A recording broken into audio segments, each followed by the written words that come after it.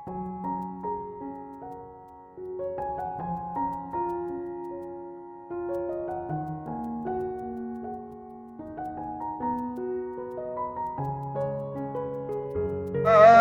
दया बरसे मेरे मालिक पधारे, दया बरसे मेरे स्वामी पधारे, कृपा बरसाए सतसंगी जन अति सुख पावे,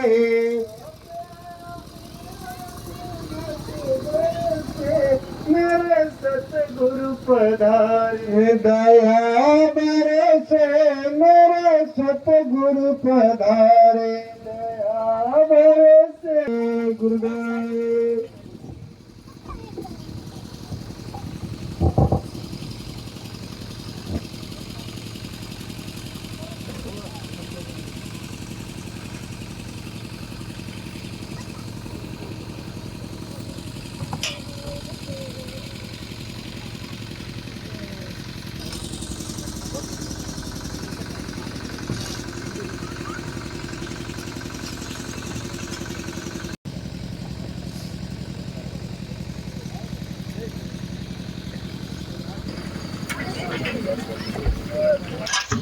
कैसे रखाएंगे?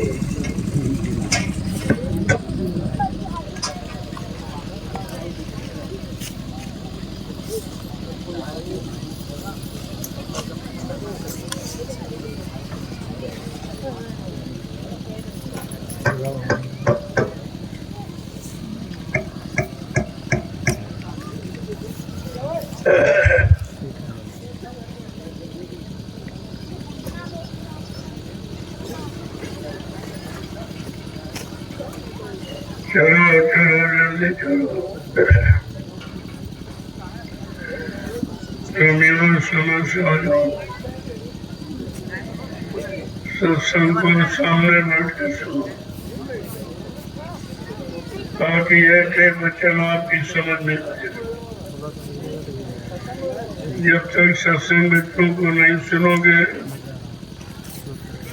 तब तक तुम्हारा मन कंट्रोल नियंत्रण में नहीं। बड़े बड़े ऋषि मुनि योगी महान और कार्य शक्तियों ने मन को नियंत्रण में नहीं कर पाया,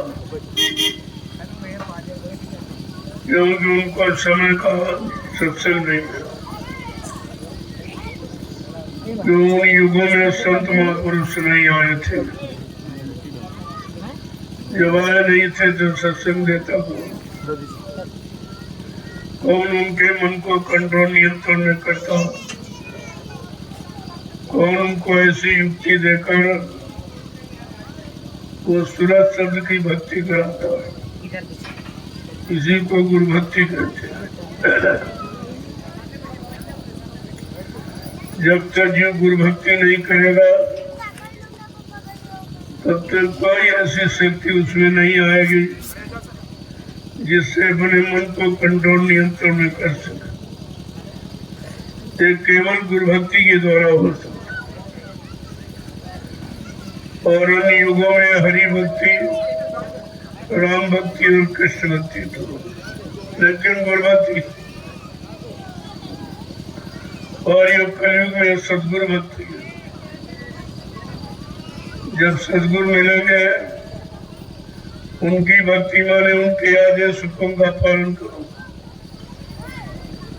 उनके वचनों का आधार बना के अपने जीवन को निखारोगे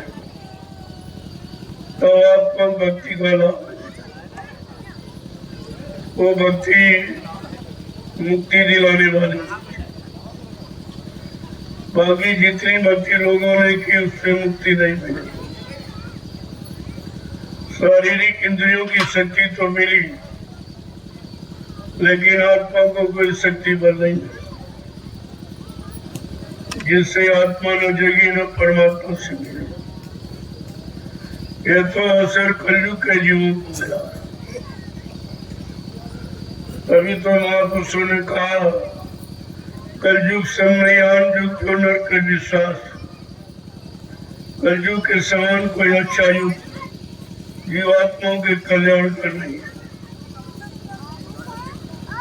कलयुग का जीव कितना बड़ा भाग्यशाली है जो आपको समय के सदगुरु मिले और उन्होंने यो युक्ति दी जिससे तुम्हारी जीवात्मा जगह और परमात्मा से मिले। इसको कहते हैं मुक्ति। मुक्ति दिलाने का रास्ता ये कलयुग के जीवों को मिला। इसलिए कलयुग का जीव सबसे बड़ा बादशाह है,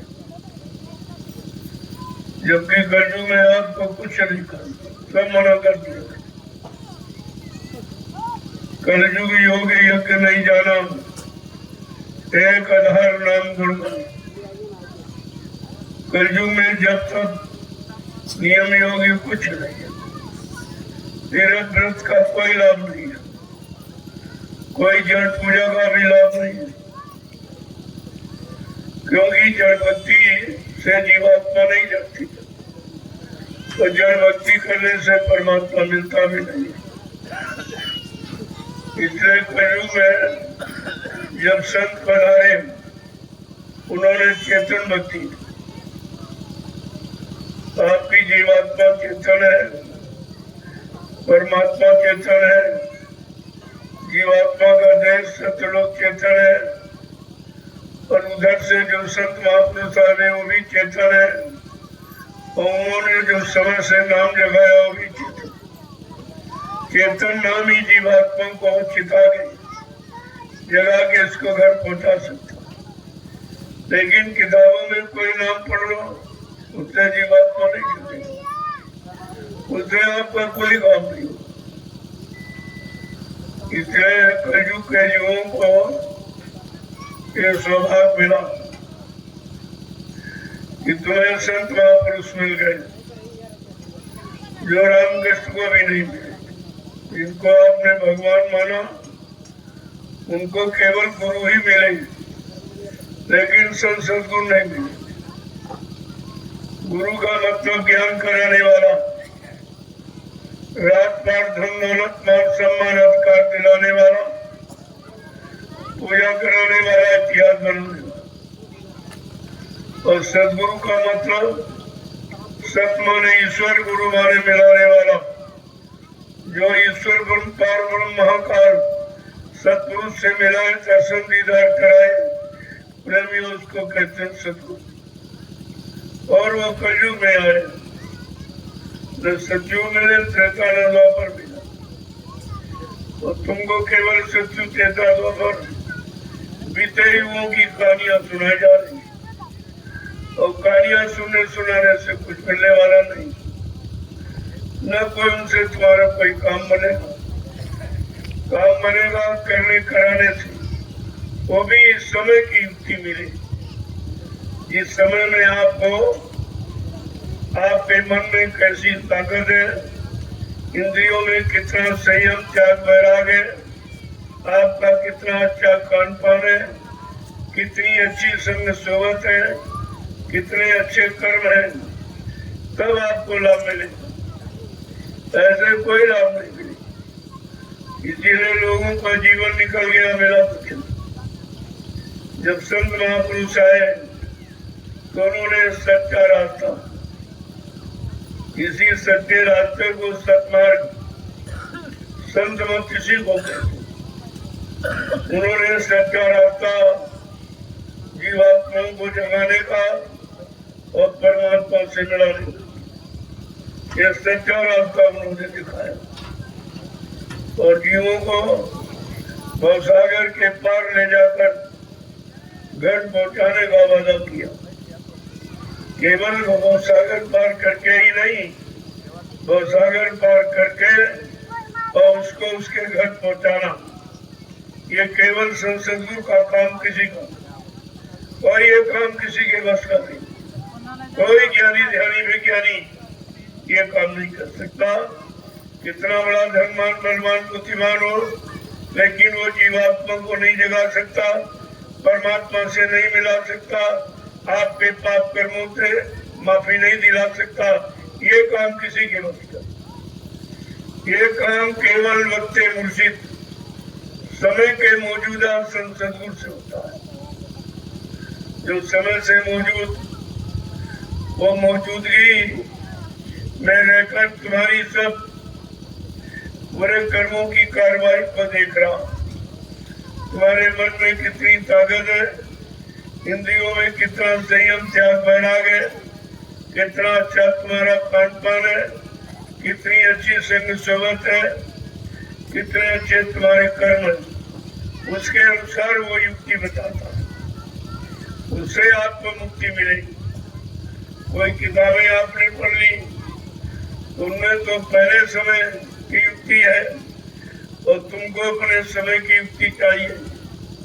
समय की नाम और नाम की भक्ति, यही युक्ति है और इसी नाम की भक्ति करके ही जीव मुक्ति पद को प्राप्त कर सकता, ऐसे मुक्ति नहीं मिलती है।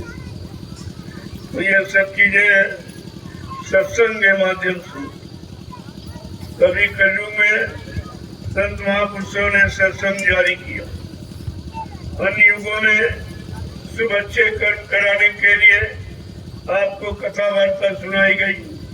पूजा करो, पाठ करो, तीर्थ करो, व्रत करो, हवन जप तप यज्ञ गंगा स्नान, ये शरीर इंद्रियों वाले कर्म। जब शरीर इंद्रियों वाले कर्म करोगे तो शरीर इंद्रियों को लाभ मिलेगा और आत्मा से कर्म करोगे तो आत्मा को लाभ, बिल्कुल सीधा रास्ता। जिससे करोगे उसी को लाभ मिलेगा। तो आपको तो जीवात्मा का कर्म किसी ने बताया नहीं, शरीर इंद्रियों वाले कर्म आपको सबने सिखाए बताए। वो तीन तीन युगों से, सतयुग, त्रेता, द्वापर अच्छे युग थे, अच्छी उम्र वाले, अच्छे मन की ताकत वाले, अच्छे इंद्रियों संयम श्याम त्याग, यानी मतलब संयम त्याग वैराग, अच्छा खान पान और अच्छे कर्म करने वाले। लेकिन बात असली ये थी, ये सब कुछ होते हुए भी वो भक्ति नहीं मिली जिससे जीवात्मा को मुक्ति मिली। ये भक्ति तो कलयुग में आपको मिली। इसलिए कलयुग का जीव बहुत बड़ा भाग्यशाली, उसको कुछ नहीं करना पड़ा, न घर गृहस्थी परिवार छोड़ना पड़ा, न कोई दाढ़ी बाल रखना पड़ा, न लाल पीले कोई कपड़े पहनना पड़ा, न कोई बाल बच्चों को छोड़ना पड़ा, न खेती दुकान दफ्तर बिजली व्यापार मजदूरी को बंद करना पड़ा। इन्हीं में रहते हुए अपने घर गृहस्थी परिवार बाल बच्चों की खिदमत सेवा करते हुए, और आपको सुबह शाम इसी मनुष्य मंदिर में आत्मा के घाट, दोनों आंखों के मध्य में जो आत्मा का घाट है, यहाँ पर बैठकर नाम की सच्ची कमाई करना। जैसे शरीर इंद्रियों से, शरीर इंद्रियों को लाभ देने के लिए नाम की कमाई करते हो, ऐसे जीवात्मा को लाभ देने के लिए नाम की कमाई की जाती। अगर दोनों कमाई आपको मालूम हो जाए, दोनों का राज रहस्य समझा दिया जाए और आपको उससे जोड़ दिया जाए, तो तुम शरीर इंद्रियों वाले भी कर्म करके अपने परिवार में सुकून शांति से रह सकते हो और इसी में सुबह शाम समय निकाल कर आत्मा के लिए नाम की कमाई भी कर सकते हो। ये केवल कलयुग में संभव और किसी युग में संभव नहीं था। तो आप सोचिए कि कलयुग कितना अच्छा है। तभी तो महापुरुषों ने कहा, कलयुग सम नहीं आन युग जो नरकर विश्वास। कलयुग के समान जीवात्माओं के कल्याण उद्धार के लिए अच्छा कोई समय नहीं, लेकिन संत महापुरुषों के वचनों पर आपको विश्वास हो, उनके द्वारा दी गई नाम की युक्ति पर विश्वास हो जाए, उनके वचन आपकी समझ में आ जाए, आपका मन वचनों को सुनकर वैरागी और त्यागी बन जाए, तो ये काम बहुत सुलभ हो जाए, बहुत सरल हो जाए। और यही आपको सिखाया जाता। जब आपसे कुछ नहीं हो सका तो कहा कलयुग के जीवों के लिए और सरल कर दिया जाएगा। वो सरल क्या है? परमार्थी सेवा। जो आज आप ये कर रहे हो, ये परमार्थी सेवा, जिसकी सेवा से तुमको तो लाभ मिल ही रहा है। जब शरीर से करोगे, परिश्रम करोगे, पसीना निकलेगा तो शरीर की बीमारियां खत्म हो जाएगी। और तुम्हारे परिश्रम से, तुम्हारी सेवाओं से जो व्यवस्था बनेगी, आगे आने वाले भविष्य में लाखों लोग लाभ उठाएंगे। ये आपका है परमार्थी लाभ। ये दोनों चीजें आपके साथ। तो आज आपको तो दोनों सेवाओं को मौका मिला करने को, कि आप शरीर से सेवा करके अपनी बीमारी खत्म कर लो, अपने शरीर इंद्रियों के द्वारा किए गए पाप कर्मों की अदायगी करा लो और धीरज से, और इसी में व्यवस्था बन जाएगी कि तुम्हारे लिए सरल हो जाएगी। कलयुग का जीव भजन तो नहीं कर सकता। क्यों? तामस देव भजन नहीं होगी। कलयुग में तामसी आहार है, तामसी विचार है, तामसी क्रियाकलाप है। लिहाजा कलयुग का जीव भजन नहीं कर सकता। तो उसको भजन के बराबर लाभ देने के लिए संत महापुरुषों ने परमार्थी सेवा रखी। ये सेवा सबसे महत्वपूर्ण, इसमें आपका कोई निजी स्वार्थ नहीं। जो आप शरीर से कर रहे हो, इसमें भी आपका स्वार्थ नहीं। जो आप यानी गाड़ी कमाई खर्च कर रहे हो, उसमें भी आपका कोई स्वार्थ नहीं है। ये है लोगों के लिए, आगे आने वाले समय में लाखों लोग ये तुम्हारी बनाई व्यवस्था से लाभ उठाएंगे। इसको कहते हैं परमार्थी लाभ। ये अन्य युगों में नहीं था, ये आपको कलयुग में समय मिला। तो आज जो ये सेवा कर रहे हो, अभी तो दुनिया के लोग तो कुछ नहीं समझ पा रहे।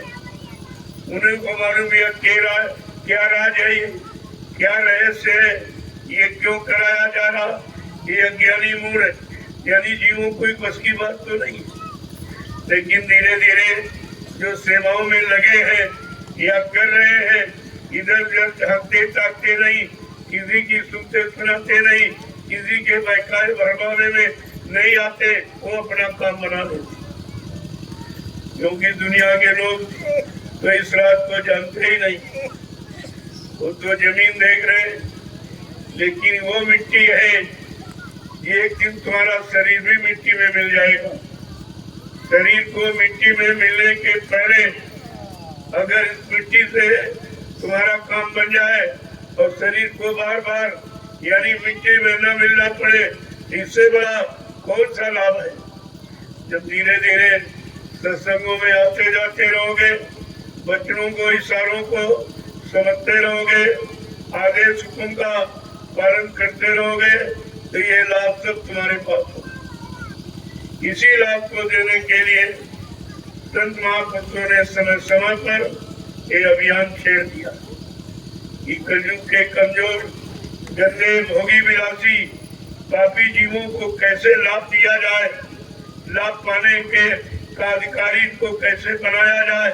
तब उन्होंने ये सोच किया और ये सोच करके ये परमार्थी सेवा का विधान रखा था। तो आज तो आपने बहुत सेवा की, कई दिनों से कर रहे हो, वो सेवा सबके सामने। ये मैदान, ये धरती, ये खुद ही बता रही है कि प्रेमियों ने कैसी सेवा की। और जिन्होंने सेवा की, इनका कोई स्वार्थ नहीं। इस जमीन से इनका कोई स्वार्थ नहीं है। ये तो केवल आदेश हुकुम का पालन करते हैं और जिससे जो आगे इनको लाभ मिलेगा, क्योंकि ये व्यवस्था जो बन रही है, आगे आने वाले भविष्य में लाखों करोड़ों लोग यहाँ आएंगे, लाभ उठाएंगे। ये आपके आपका परमार्थी लाभ। और इन लोगों की समझ में नहीं आ रहा यह क्या होने वाला है, किस काम की तैयारी की जा रही है, इतनी बड़ी भूमिका व्यवस्था बनाई जा रही। अभी तो देखने में कुछ नहीं है, क्योंकि तुम्हारा जीवन सीमित है, तुम्हारी सोच भी सीमित है और तुम्हारे कर्म भी सीमित है। और इसीलिए तुमको ये असीमित व्यवस्था समझ में नहीं आ रही। देखते हुए भी, सुनते हुए भी आप समझ नहीं सकते हो ये सब क्यों कराया जाता। क्या जरूरत है इस बियाबान जंगल को खरीदने की। जंगल में कौन आता है? महात्मा। किसके लिए तपस्या की? जीवों को लाभ देने के लिए। वो तपस्या अपने लिए नहीं करते, जीवों की, जीवों के दुख दर्द मुसीबत से इनको बचाने की। उनका अपना कोई काम नहीं।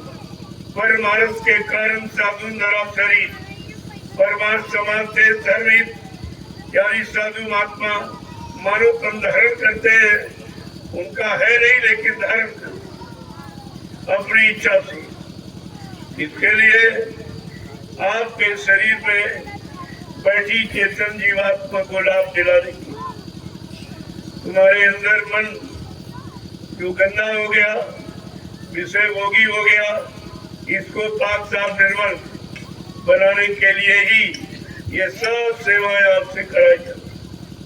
जो शरीर इंद्रियों से मन से आपने बुरे पाप कर्म कर डाले, वो मतलब ना समझी में या ज्ञानता में या स्वार्थ लोभ लालच में पककर अब उनसे तुमको रिहाई छुट्टी कैसे मिलेगी?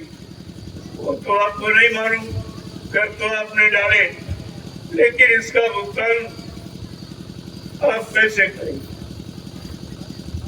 इसका भुगतान कैसे कराया जाए जिससे आपको हानि न उठानी, उसकी सजा न मिले? तो उसके लिए ये अभियान छेड़ा गया।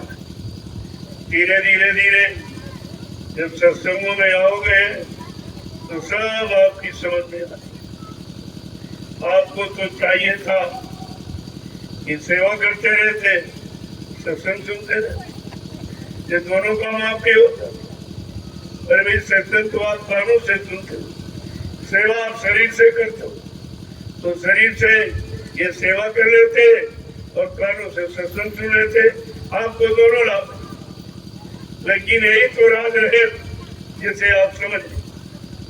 मैंने कहा था कि आप सेवा भी करते रहना, मैं आपको सत्संग भी सुनाता रहूं, ताकि तुम्हारे दोनों लाभ तुमको मिल जाए, सत्संग का लाभ मिल जाए। कानों से सुनोगे, जो कानों से गंदे भद्दे अश्लील शब्द आपने सुने हैं, ये गंदगी कानों की आप कैसे खत्म करेंगे? कोई साबुन पानी से थोड़ी, ये सत्संग वचनों से। जो वचन तुम्हारे कानों के द्वारा तुम्हारे अंदर प्रवेश करेंगे, तुम्हारे कान को भी शुद्ध करेंगे और मन बुद्धि चित्त को भी साफ करेंगे। एक तरह से नहीं, सत्संग वचनों का प्रभाव लाभ कई तरीके से होता है। तो आपको तो चाहिए था जो आए थे तो आप सेवा करते मिलते, तो कितनी खुशी हो कि आप आदेश का पालन कर रहे हो। ये लाभ आपको अलग से मिलता और सत्संग सुनते वो लाभ अलग, तो आपने तो लाभ खो दिया। यही आपको की बुद्धिमानी आपके होनी चाहिए कि आप वो काम करें जिससे दोनों तरफ का लाभ। आखिरकार शरीर से बैठे ही तो, शरीर तो कोई सेवा नहीं कर रहा, कान सेवा कर रहे और कान वैसे भी सुनते और शरीर की सेवा अलग से होती रहे, तो तुमको दोनों तरफ का लाभ मिलेगा। यही बराबर आपको संदेश दिया जाता है कि हमेशा चौकसी से जब भी सत्संग में आओ तो सेवा भाव से। सत्संग का मतलब है सेवा भाव। जब सेवा भाव से आओगे तो सेवा से कितना बड़ा लाभ आपको दे दिया जाए तो तुम्हें मालूम नहीं है। वो तुम जिसके आदेश हुक्म का पालन करोगे वो लाभ देने का अधिकार उसके पास। वो तो कैसे देगा, कौन सी सरल युक्ति बना के दे देगा, तो ये तो आप समझ नहीं पाते हो, क्योंकि आप आदेश को भूल जाते हो। अगर ये आदेश आप पालन करते रहते कि सेवा शरीर से करते और मतलब यानी कानून से सत्संग, तो कोई सत्संग तो हाथ पैर से सुनते नहीं, हाथ पैर शरीर तो खाली बैठा कुछ नहीं कर रहा, बल्कि और सत्संग सुनोगे तो नींद आएगी, भजन करोगे तो नींद आएगी, लेकिन सेवा करने में नींद नहीं आएगी। जब आप मिट्टी की सेवा करोगे तो नींद तुम्हारे पास नहीं आ सकती। ये कितना बड़ा लाभ आपका है। भजन करने में नींद आ जाती है, और मतलब सत्संग सुनने में भी नींद आ जाती, लेकिन सेवा करने में नींद आती। इसीलिए महापुरुषों ने कहा सच्चे साधक है उनको यही कहना चाहिए, निदिया वहां घर जाइयो जाकर सत्य नाम न हो। ए नींद तुम उस घर में जा जहाँ पर सच्चा नाम का प्रकाश नहीं है, सच्चे नाम कानों में नहीं पहुंचना, उस घर तू चली जा। तो ये सत्संग एक ऐसा ही है कि जब सत्संग सुनोगे तो काल को ठेस लगती है, काल घबराता है कि अगर सारे जीव सत्संग वचनों को समझ लेंगे और सुन लेंगे तो मेरी हुकूमत से सब अलग चले जाएंगे, तो मेरा राज खत्म हो जाएगा।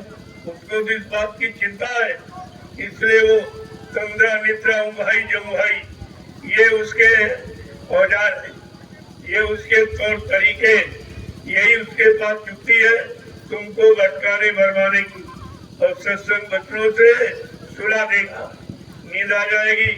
लेकिन सेवा में वो काल कुछ नहीं कर सकता तुम्हारा।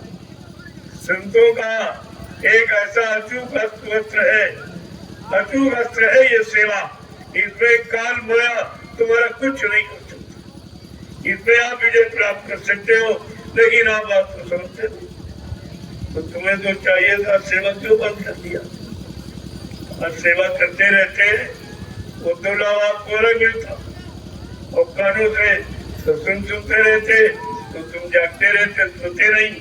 ऐसे थी अगर मैं भी 1-2 घंटे कहूँगा तो तमाम लोग सो जाएंगे, कोई लाभ नहीं मिलेगा, न सत्संग का लाभ न सेवा का लाभ, तुम दोनों लाभ से वंचित रह जाओगे। तो तुमको तो सरल तरीका अपनी यथाशक्ति के अनुसार सोच करके निकालना चाहिए और उसी पर चलना चाहिए, तब तो आपकी बुद्धिमानी मानी जाएगी। ऐसे तो आते रहोगे, जाते रहोगे, सोते रहोगे, खाते पीते और चले जाओगे, कुछ हाथ नहीं लगेगा। यहाँ आओ तो चौकसी के साथ हर वक्त ये सोचो पता नहीं कब पैसा आदेश होगा, कितने बड़े गुनाहों पापों से हमको मतलब रिहा कर दिया जाए, हमको बचा लिया जाए।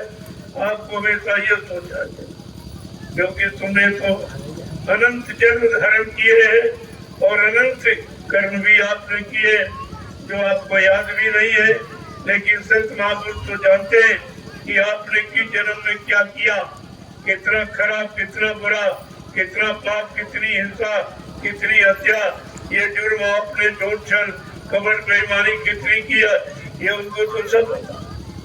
तभी तो तुम्हारे शारीरिक और मानसिक शक्ति के अनुसार ही ये व्यवस्था आपके लिए सोच के रखी जाती। तो हम अगर सेवा करते रहते तो नींद नहीं आ सकती सेवा। अरे भाई रेडियो लोगे तो नींद कैसे आई? थोड़ा चलाओगे नींद कैसे आई? वहां नींद आ ही नहीं सकती। ट्रैक्टर चलाओगे नींद कैसे आई?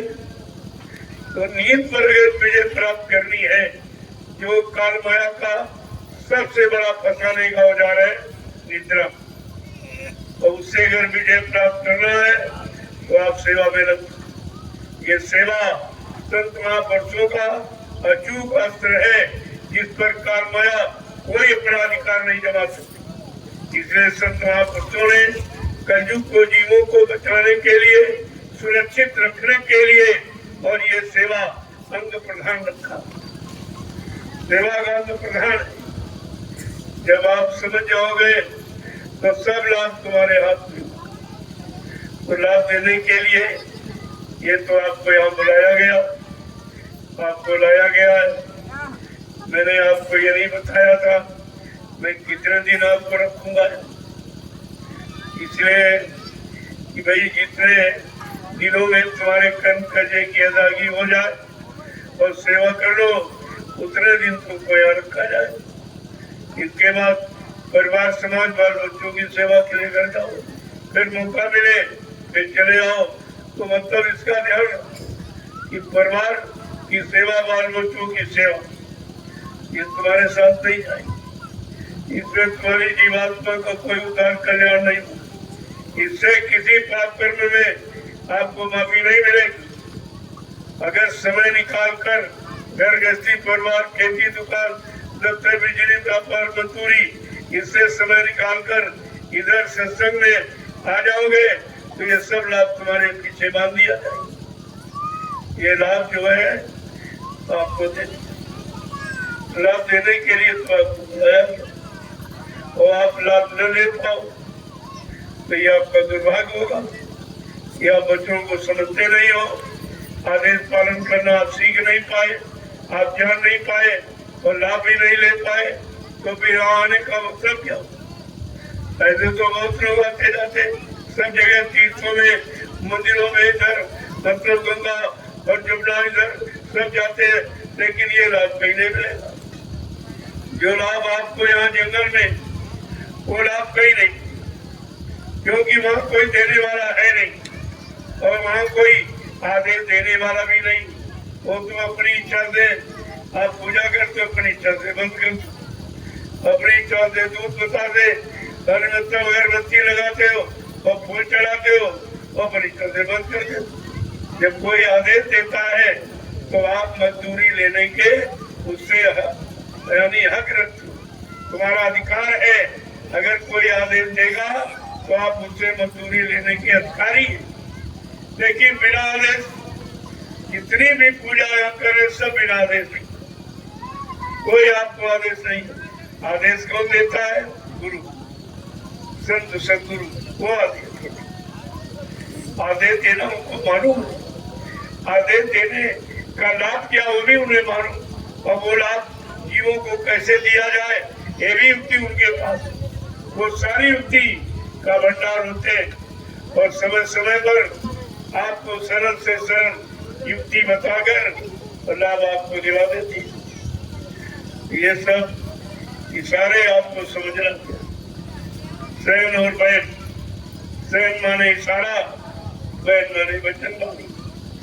जो शयन बैन न समझे उससे कछु न कहे। संतों ने तो ये कहा, जो शयन इशारों को और बच्चों को बिल्कुल नहीं समझता उससे कुछ मत करो, तुम्हारा कहना व्यर्थ, समय खराब हो जाए। जो शहर बहनों को समझता है वो सबको लाभ प्राप्त कर सकता। तो आप कहाँ समझ पाए?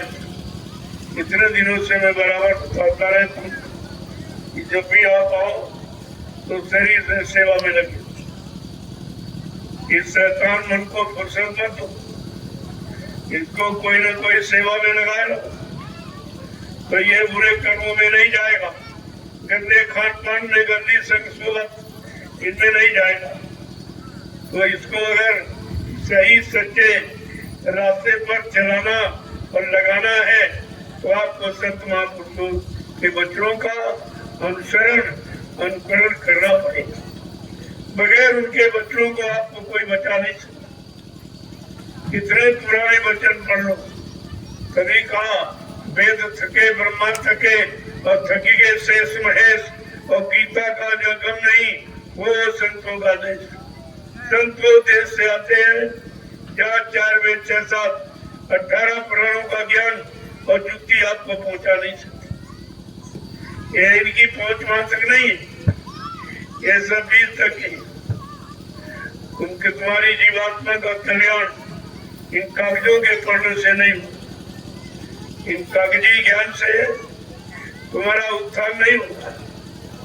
इसलिए आपको तो शब्द ज्ञान की जरूरत और कागज में अक्षर ज्ञानी का कार्य। ये अक्षर ज्ञान आपको भटका बरमा देंगे, आपके मन को फंसा देंगे। लेकिन आपको चाहिए कि संतों के शब्द ज्ञान की तलाश करो।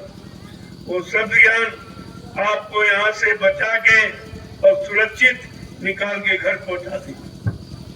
इसीलिए तो आपको ये सब दिया जाता है। लेकिन आप अक्षर ज्ञान और शब्द ज्ञान में भी अंतर नहीं समझ पाए।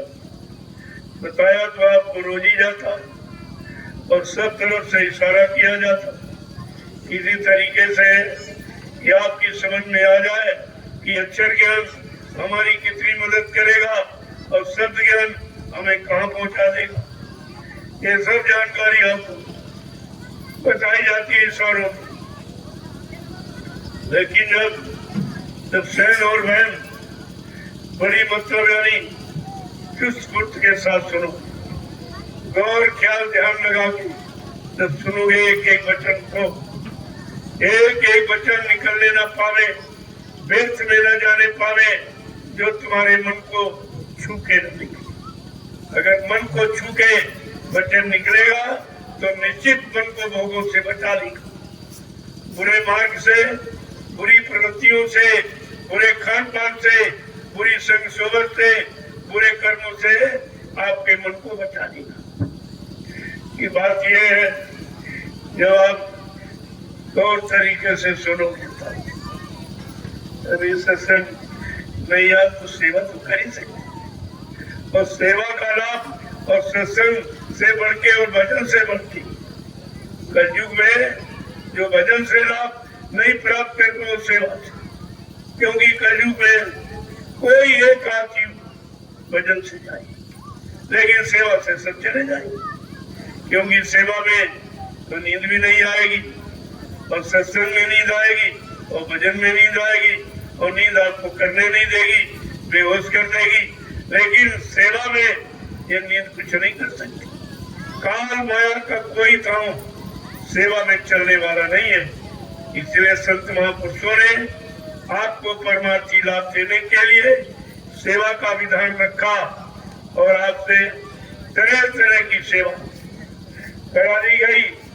आज समझ नहीं पाए, इतनी जोर से आप सेवा कर रहे, इतने जंगलों को आपने साफ किया, ये किसी इंसान के बस की बात नहीं थी। इस भूमि पर बैठे हो, ये सैकड़ों वर्षों में कोई नहीं कुछ कर पाया और न यहाँ कोई कर पाएगा।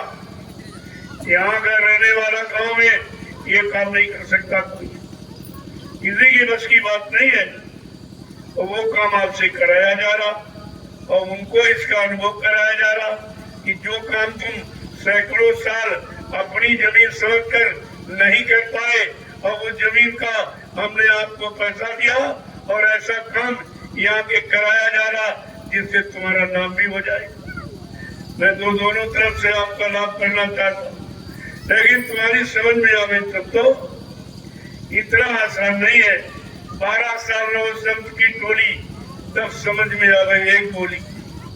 12 वर्ष लगातार संतों की टोली यानी रहनी गहरी में उनकी संगत में जब बने रहोगे, पड़े रहोगे, सुनते रहोगे, सुनते रहोगे, करते रहोगे, तब कहीं एक आध शब्द आपकी समझ में आ सकता। वो इतना कठिन विषय है,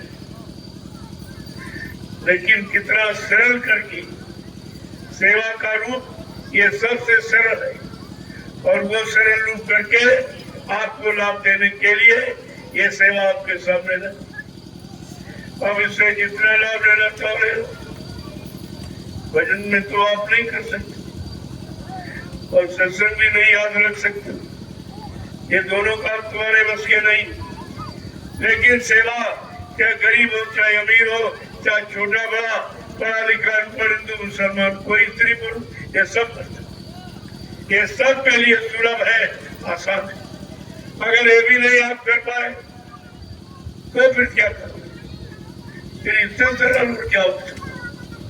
अगर अपनी जीवात्मा के लिए, अपने पाप कर्मों की अदायगी के लिए इतना सरल और छोटा काम आप नहीं कर सकते हो तो फिर चिल्लू भर पानी में डूबने की बात, जो आप कुछ नहीं कर सकते हो।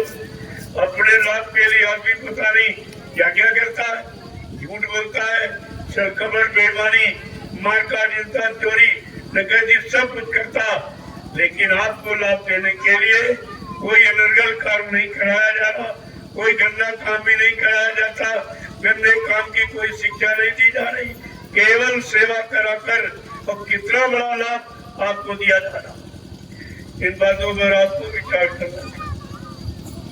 मैं तो उतना ही कहूंगा जितना आप समझ सकते, क्योंकि ये पढ़ाई लिखाई का संत मत नहीं। संत मत में तो कहा गया कि पढ़ा लिखा बह जाता है और बिना पढ़ा पड़ जाता है, क्योंकि परमात्मा प्राप्ति ये पढ़ाई लिखाई का विषय नहीं। आत्मा जगाना ये पढ़ाई लिखाई का विषय।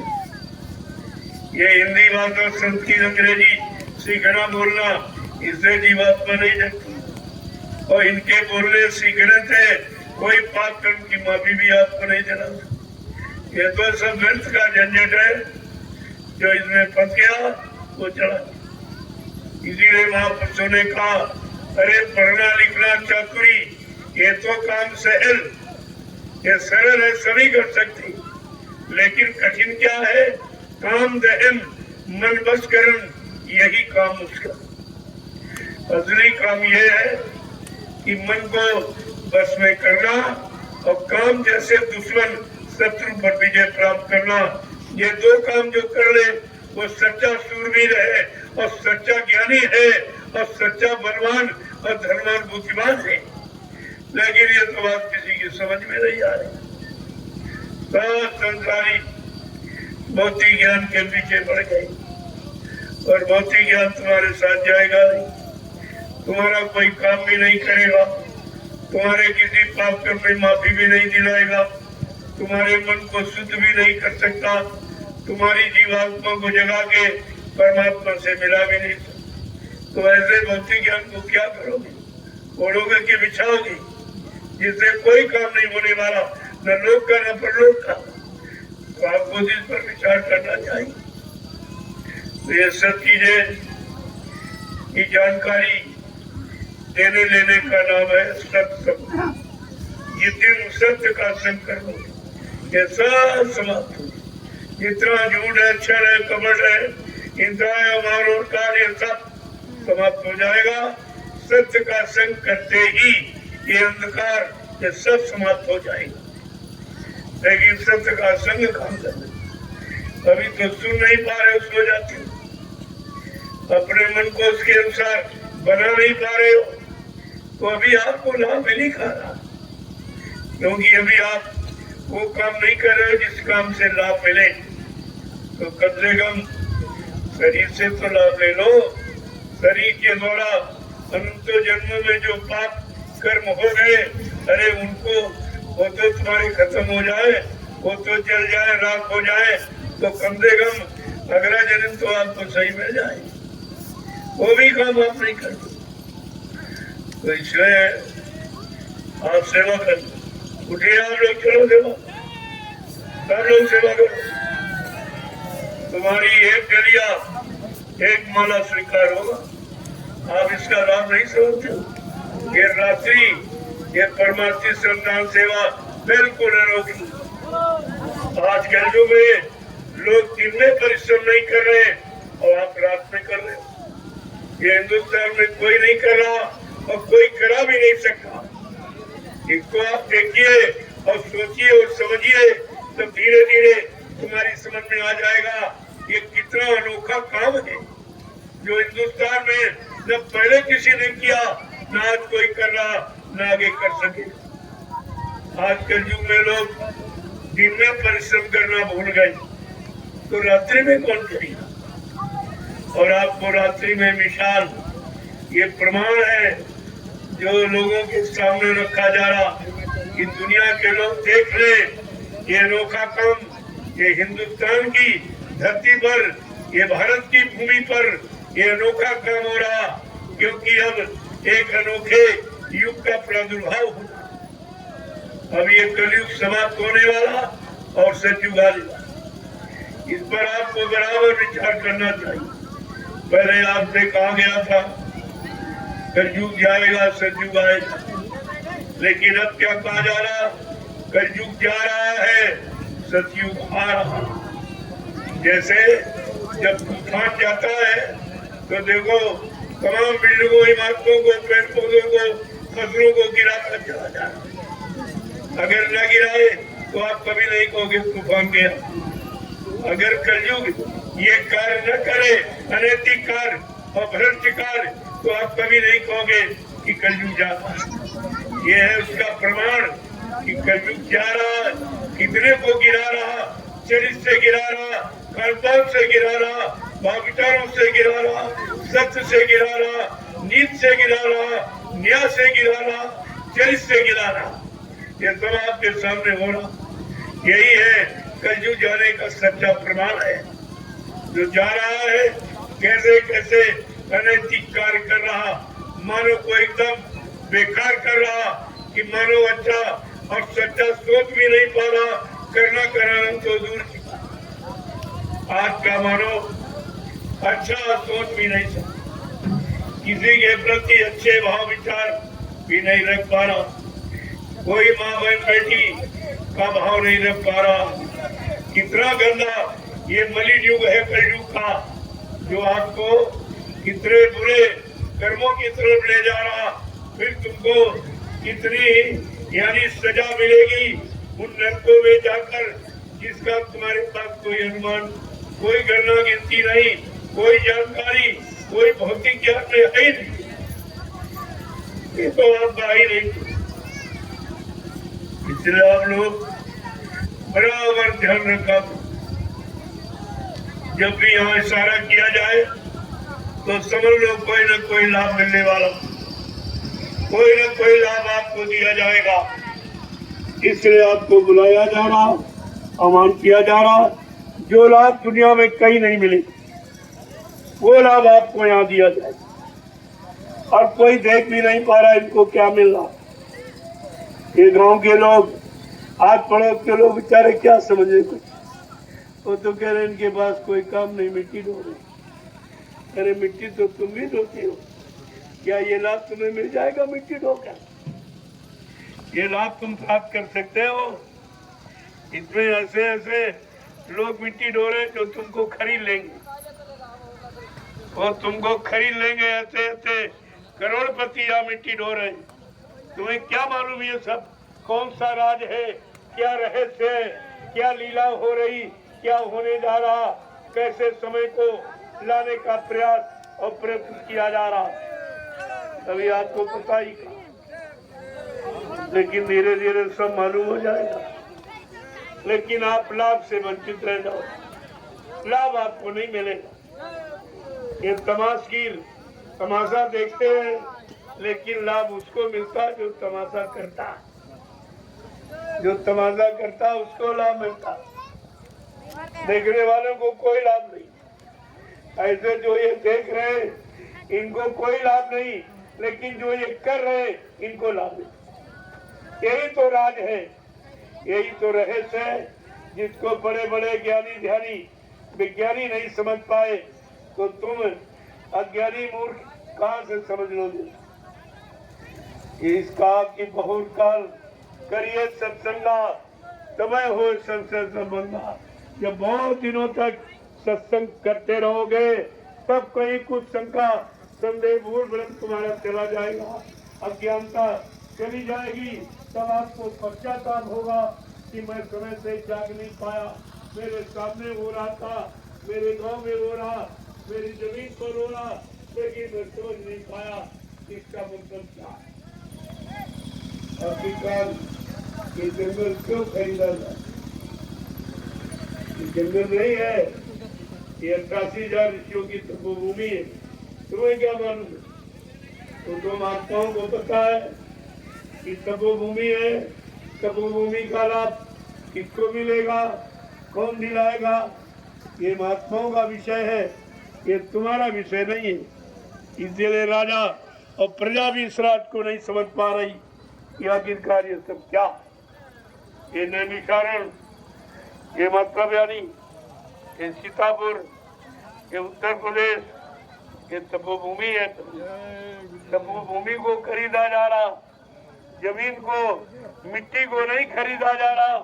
ये जो 88,000 ऋषियों ने तपस्या की है उनकी तपस्या को खरीदा जा रहा। अभी आपकी समझ में कहाँ आ रहा?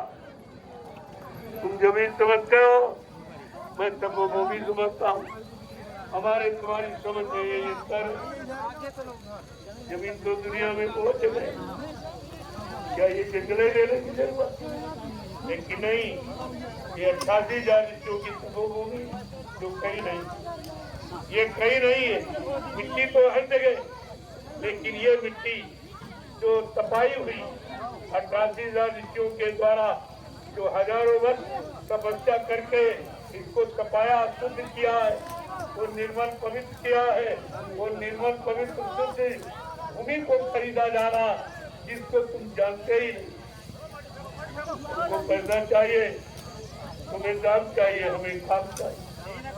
हमारी तुम्हारी समझ में ही अंतर। तुमको दाम मिल जाएगा, हमको काम मिल जाएगा। बात तो इसलिए धीरे धीरे आओगे। मैं तो दोनों तरफ से लाभ आपको दे रहा हूँ। जमीन लेकर आपको दाम दे रहा हूँ। मैं मुफ्त नहीं लेता। मैं आन दान ये भिखारी बनकर काम नहीं करता। मैं आपको पैसा दूंगा, आपको दाम दूंगा और तुम्हारे लिए काम भी कर दूंगा। ये दोनों लाभ तुम्हारे पास, जमीन की कीमत और आगे आने वाले समय का लाभ, ये दोनों आपके हाथ में हो जाएंगे। तब आपकी समझ में आएगा, अरे हमने कुछ कर नहीं पाया, जमीन तो यही पड़ी रह जाएगी, रुपया यही पड़ा रह जाएगा। लेकिन समय से जो काम हो जाता वो काम हम नहीं कर पाए, हम इशारा नहीं समझ पाए। लेकिन मैं तो खुलेआम आपके सामने कर रहा हूँ। मेरा काम कोई पर्दे में नहीं, सब आपके सामने। मैं 1 इंच जमीन किसी के लेने नहीं आया हूँ। ये दिमाग से बात निकाल दीजिए। हमको किसी की 1 इंच जमीन नहीं चाहिए। मेरे पास खुद ही इतनी जमीन तो तुम्हारे गांव में किसी के पास नहीं। मैं क्या करूंगा तुम्हारी लेकर? यह है, अगर पैसे से दे दोगे तो तुम्हारा नाम और हो जाएगा, दाम भी मिल जाएगा और नाम भी हो जाएगा। जो कुछ जमीन पर मैं करूंगा, क्या जमीन उठा के ले जाऊंगा? ये सब तुम्हारे बाल बच्चे इसका प्रयोग करेंगे, लेकिन तुम अपने लाभ को नहीं समझ पा रहे हो। ये जमीन कोई उठाने ले जाने वाली चीज है? ये तो यही पड़ी रहेगी। इस जमीन पर जो काम हो जाएगा उससे तुम्हारा नाम हो जाएगा। आज रामशाला को पूरा हिंदुस्तान जान गया और तुम्हारा कोई खर्चा नहीं कराएंगे। कोई एक पैसा भी आपसे नहीं मांगा और आपके गांव का नाम पूरा हिंदुस्तान जान गया। रामशाला, ये ज्ञान आश्रम रामशाला में निर्मित, इतना बड़ा नाम आपका, तो फिर भी तुम लोग नाम करने के लिए करोड़ों रुपए खर्च करते हैं। और मैं करोड़ों रुपए आपको खर्च कर रहा हूँ, दे रहा हूँ कि चलो दाम भी ले लो और अपना नाम भी कर लो। ऐसा लाभ देने वाला हिंदुस्तान में कोई मिलेगा नहीं। आप इस पर आप विचार कीजिए पहले। जय गुरुदेव, जय गुरुदेव, जय गुरुदेव। जोर से बोलो, सब मिल बोलो, अभी से बोलो। दुख दर्द हरेंगे, सब कष्ट मिटेंगे, सुख शांति भी देंगे। सबके दाता, सबके मालिक, प्रेम से बोले, ये नाम नहीं इंसान का, ये काम नहीं इंसान का। प्रेमियों, ये प्रभु का नाम है और ये प्रभु का काम है। ये सत्ता प्रभु की, ये सृष्टि प्रभु की है। तो सृष्टि में जो काम हो रहा प्रभु का काम। इस बात को भी अभी तक लोग नहीं समझ पाए। ये काम प्रभु का हो रहा। इस जंगल में कभी कोई नहीं आया और यहाँ पर कितने जीव बेचारे जो ऐसे जिनको समय का नाम नहीं मिला, आज ये नाम उनके कान तक पहुंचाया जाए। पेड़ पौधों में भी जीवात्मा है, उनके भी मतलब तक एक नाम की आवाज पहुंचाई जा रही, ताकि इनकी भी योनि बदल जाए, इनको मनुष्य तक पाने का अधिकार भी। ये काम कोई नहीं कर सकता। ये छोटा मोटा काम नहीं है, ये बहुत बड़ा काम प्रेमी। और आपको ये अच्छे सच्चे काम में सहयोग करना चाहिए। और सहयोग क्या है कि आप समय से खड़े हो जाओ, आप हमसे लाभ ले लीजिए, मैं लाभ देने आया हूं, आपसे लाभ लेने नहीं आया। आज हिंदुस्तान में कोई ऐसा व्यक्ति नहीं है, चाहे कोई महात्मा चाहे कोई नेता, आपके दुख तकलीफ को कोई सुनने नहीं आया। और दुख तकलीफ बीमारियों से यानी राहत दिलाने के लिए किसी ने आपको प्रसाद नहीं दिया। मैं पूरे हिंदुस्तान में प्रसाद बांट रहा हूँ, सारे हिंदुस्तान में घूम घूम कर। ये काम किसी ने कभी किया ही नहीं और आप क्या हो रहा है, और फिर भी आप लाभ नहीं ले पाए तो उसके लिए हम क्या। तुम्हारा तो वही हिसाब है, सुधा वृत्ति वही बहु धर्माही, जिए भारत कपनि शरणाई। भगवान राम ने जब तमाम जीवों को मार डाला तो उनके अंदर दया पैदा हुई, अरे मैंने बड़ा गलत किया, मेरा अपराधी तो रावण था, मैंने तमाम जीवों को बेगुनाह निर्दोषों को मार दिया। तो कहा चलो एक बार इनको जिंदा कर दो। उन्होंने बादलों से कहा रे भाई अमृत की वर्षा कर दो, ये सब जीत आई। लेकिन जब अमृत की वर्षा हुई, जो शत्रु प्रकृति के होते, दुष्ट प्रकृति के होते हैं, वो कभी संत महात्माओं पर और तारी शक्तियों पर कभी विश्वास नहीं। उन्होंने सोचा कि राम हमारा दुश्मन है, कहीं अमृत की वर्षा करेगा। तो जो अमृत की बरसात की गई तो राक्षस क्या किए, सब मुनि के पीठ ऊपर उसका पानी ही नहीं किया बेचारे जगे। और फूलबिल और जो बंदर थे उन्होंने मुंह ऊपर किया तो वो सब उन्हीं को लाभ मिला है। जो लाभ जानते हैं लेना, जो अमृत पीना जानते हैं वो अमृत पिएंगे।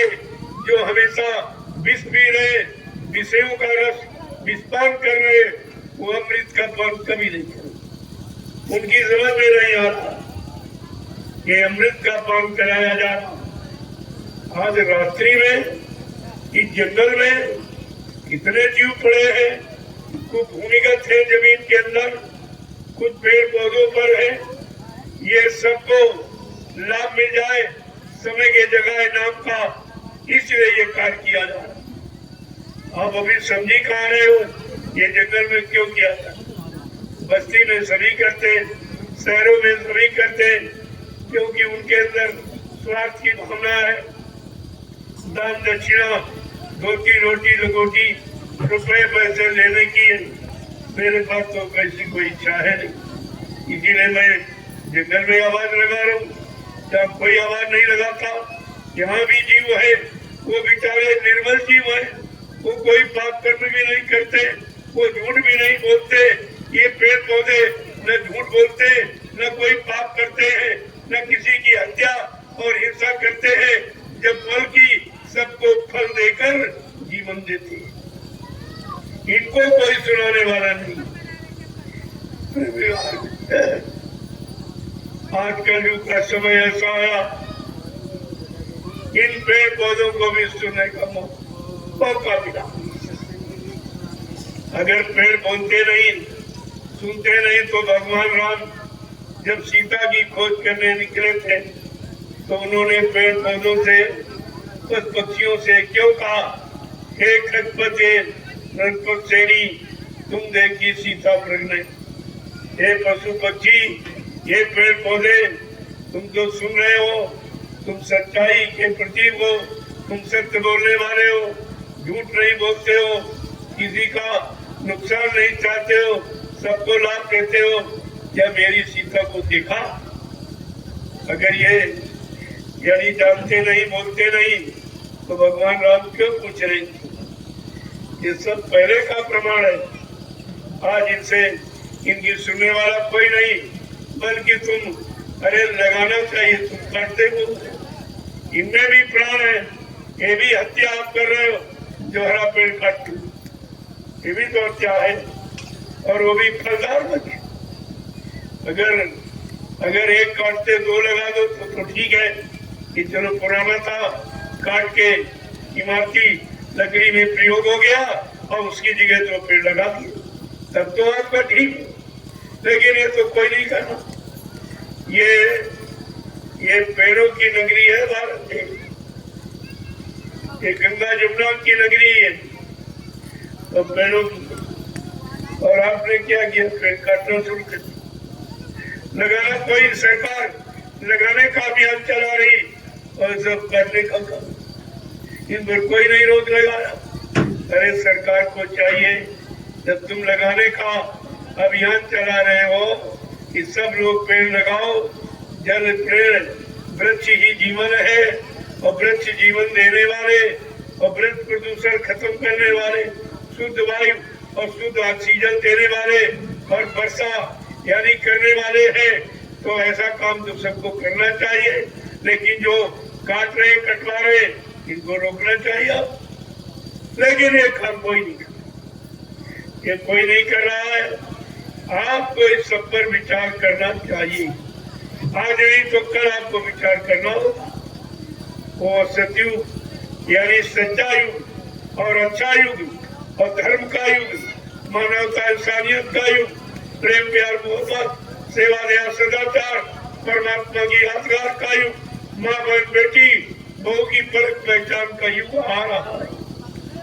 वो युग आ रहा है तब आपको पछताना रोना पड़ेगा क्योंकि आपने कोई अच्छा काम किया ही नहीं। उस अच्छे युग में कोई अच्छा सहयोग आपने किया नहीं, सब गलत सहयोग, सब गंदा खान पान, गंदी संगत, गंदे कर्म करने लगे तो आपने तो ये असहयोग किया है। तो आप सजा पाने के अधिकारी बन रहे, कुदरत आपको सजा दे दी। तो आपको विचार करना चाहिए। महात्मा आपको अच्छे सच्चे रास्ते पर चलने की बात कह रहे हैं। अच्छा सच्चा लाभ जीवन में मिले, तुम्हारे बाल बच्चे सुकून शांति में रहे, तुम्हारा मानव जीवन, तुम्हारा पारिवारिक जीवन, सामाजिक जीवन, व्यवहारिक जीवन कष्टों से दूर, बीमारियों से दूर, परेशानियों से, लड़ाई झगड़ों से, दैविक प्रकोपों से, दुर्घटनाओं से तुम्हारा बचाव हो जाए, इसके लिए संत महापुरुष आपको समय से बचने बचाने का संदेश है। मानो न मानो तो खुशी आपकी, नहीं मानोगे कुदरत पड़ा नहीं। कुदरत है तैयार खड़ी, आगे मुसीबत बड़ी बड़ी। शाकाहारी बन जाओगे, बीमारियों से बच जाओ। अगर बीमारी महामारी से आपको बचना बचाना, अपने बाल बच्चे आल औलाद को बचाना है तो आपको शाकाहारी बनना पड़ेगा। वो तो कुदरत आपको मजबूर कर देगी। बड़े बड़े को, हिरण्यकश्यप को, रावण जैसे धर्मान बुद्धिमान को मजबूर कर दिया। तुमको भी उनके सामने कुछ भी नहीं, एक धक्का भी कुदरत का नहीं बर्दाश्त करते और झूठा अहंकार अकड़ करते रहते हो, गरुड़ गुमान में बने हो। तो ये समय का संदेश है, पैगाम कलाम है, जिसको सुनकर आप अपने मानव जीवन का, आप मानव समाज का, देश दुनिया का आप सुधार कर सकते हो। अगर नहीं माने तो कुदरत है तैयार खड़ी, आगे मुसीबत बड़ी बड़ी। ये सब आपको ध्यान में रखना चाहिए। जय गुरुदेव, जय गुरुदेव, जय गुरुदेव। देश वालों नया एक संदेशा सुनो, इस धरा पर इस सतयुग उतर आएगा। देश वालों नया एक संदेशा सुनो, इस धरा पर इस सतयुग उतर आएगा। ज्यादा समय ही नहीं, कुछ ही वर्षों में अब देश दुनिया का नक्शा बदल जाएगा। देश वालों नया एक संदेशा सुनो, इस धरा पर कि सतयुग उतर आएगा। वक्त ज्यादा नहीं, कुछ ही वर्षों में देश दुनिया का नक्शा बदल जाएगा। कितने पापी कुकर्मी दुनिया में सब, इनका नामो निशा भी न रह जाएगा। देश वालों नया एक संदेशा सुनो, इस धरा पर ही सतयुग उतर आएगा। वक्त ज्यादा नहीं, कुछ ही वर्षों में देश दुनिया का नक्शा बदल जाएगा। आपको ये समय से ये तौरी दी जा रही, वो समय बहुत ही नजदीक है जब आपको कुदरत की मार खा के बदलना पड़ेगा। अगर महात्माओं के समझाने प्रार्थना विनती से मान लो तो आपकी यानी मतलब महिमा होगी, आपकी गौरव गरिमा होगी, आपको इंसान मान लिया जाएगा। अगर कुदरत के मार से बदले तो इंसानियत समाप्त हो जाएगी। ये सब आपको ध्यान में रखना चाहिए। जय गुरुदेव। इसलिए महात्मा जन जागृति का संदेश देते हैं कि जागो जागो दुनिया वालों, कि सतयुग आने वाला है। जागो जागो दुनिया वालों, सतयुग आने वाला है। और डम डम डम डम ये महादेव का डमरू बजने वाला है। महाशक्तियां दुनिया भर की और मिट्टी में मिल जाएगी। और क्रूर अधर्मी ये मानव की तब ये अकल ठिकाने आएगी। ऐसा भीषण भोले का तांडव होने वाला है। जागो जागो ये दुनिया वालों, और सतयुग आने वाला है। मानव की क्या पेश चलेगी, ये अंबर तक फट जाएगा। और इस धरती का ये सारा आंगन और लाशों से कट जाएगा। पूरे अधर्मी मानव की तब अकल ठिकाने आएगी। और ऐसा भीषण कि बम भोले का तांडव होने वाला है।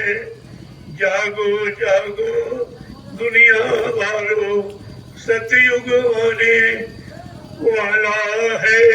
और डम डम डम डम महादेव का और डमरू बजने वाला है।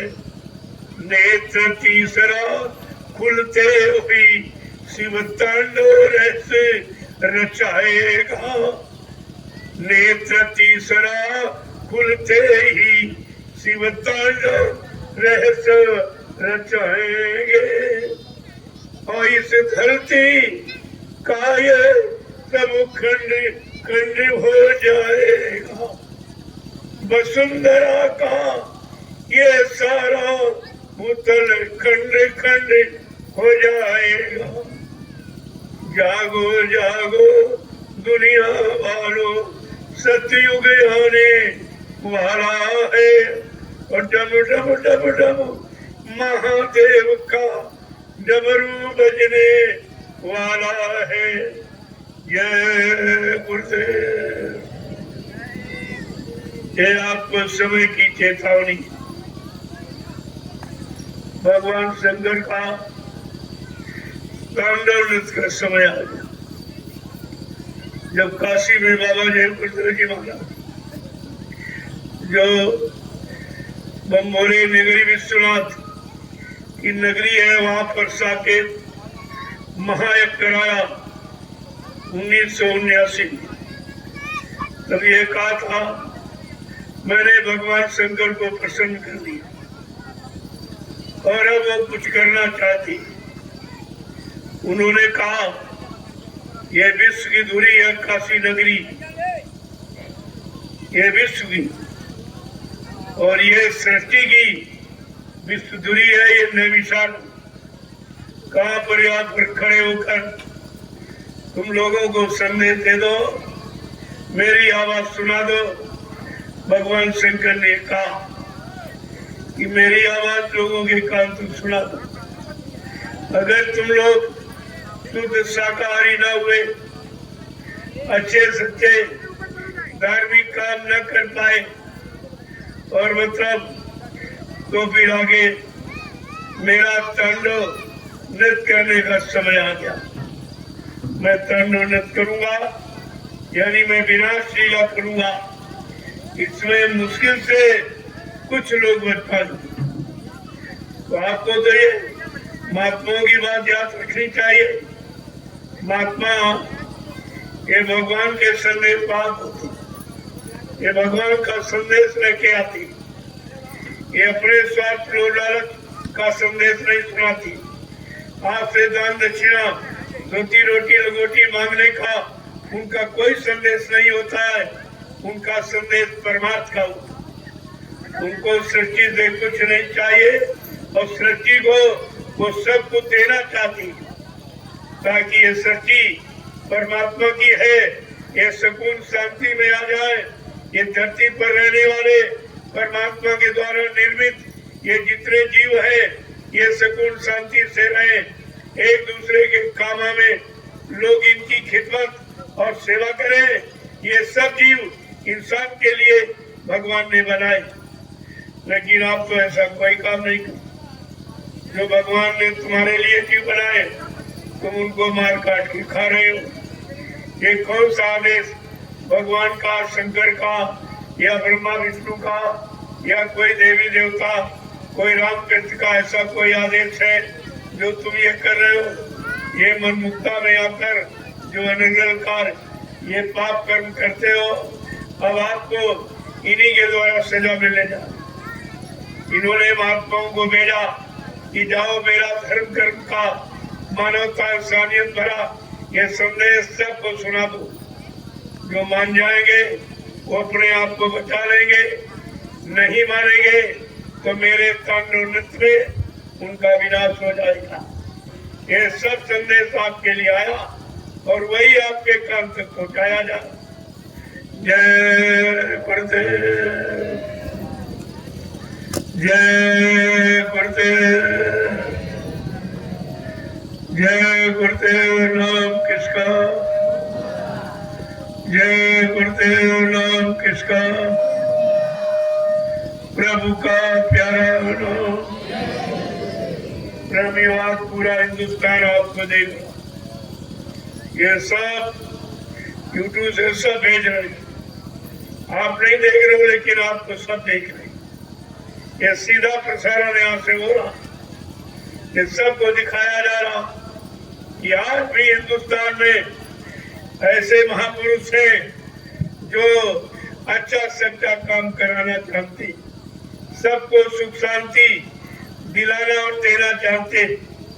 उनके पास सारी नीतियां हैं, सारी युक्तियां हैं।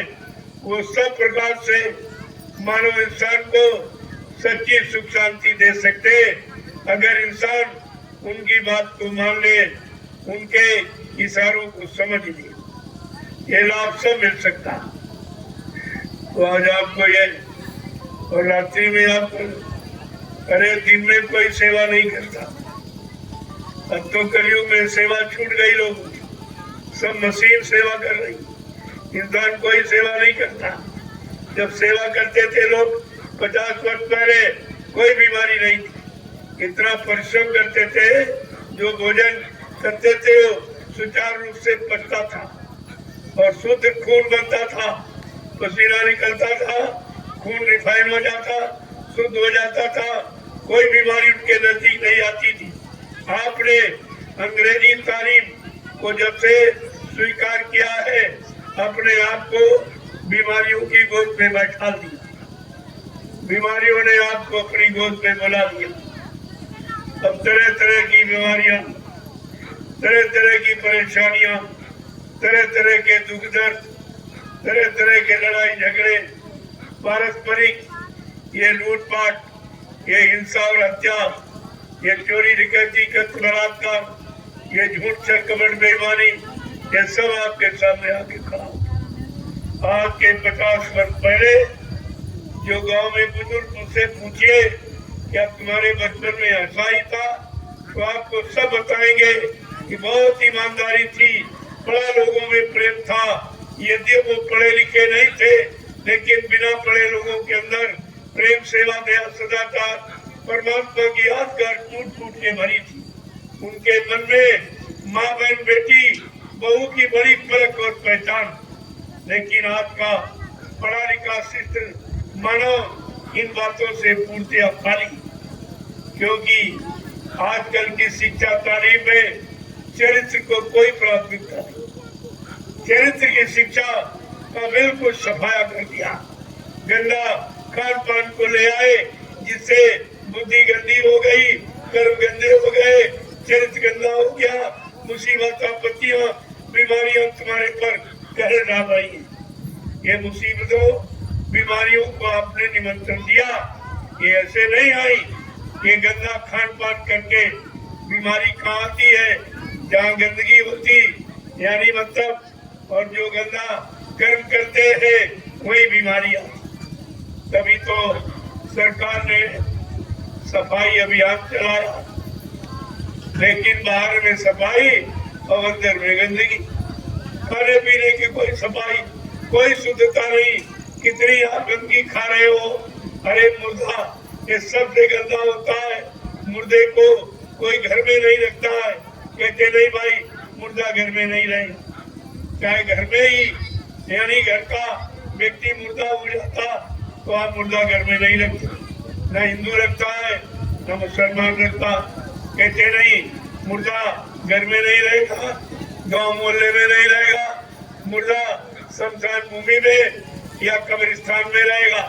जब इस बात आप जान गए हो कि मुर्दा शमशान भूमि कब्रिस्तान में रहता है, तो बाजार वाला मुर्दा अपने पेट में रख रहे हो। क्या पेट को कब्रिस्तान या शमशान भूमि बना रहे हो? क्या होगा? शमशान भूमि कब्रिस्तान में क्यों रहते हैं भूत प्रेत? तुमने जब अपने पेट को कब्रिस्तान शमशान भूमि बना दिया, आज सारे भूत प्रेत तुम्हारे सिर पे सवार हो गए और तरह तरह से तुमको परेशान करते। हमारे यहाँ रोज हजारों प्रेमी आ रहे, रो रहे, चिल्ला रहे, हमको भूत परेशान किए, हमको भूत नहीं मतलब प्रेत परेशान किए। ये सब चिल्लाने में जारी।